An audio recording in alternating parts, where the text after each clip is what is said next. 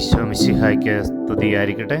വിശുദ്ധ മർക്കോസിൻ്റെ സുവിശേഷം 2-ാം അധ്യായം 4-ാം തിരുവചനം. ജനക്കൂട്ടം നിമിത്തം അവൻ്റെ അടുത്തെത്താൻ അവർക്ക് കഴിഞ്ഞില്ല. അതിനാൽ അവൻ ഇരുന്ന സ്ഥലത്തിൻ്റെ മേൽക്കൂര പൊളിച്ച് തളർവാത രോഗിയെ അവർ കിടക്കയോടെ താഴോട്ടിറക്കി.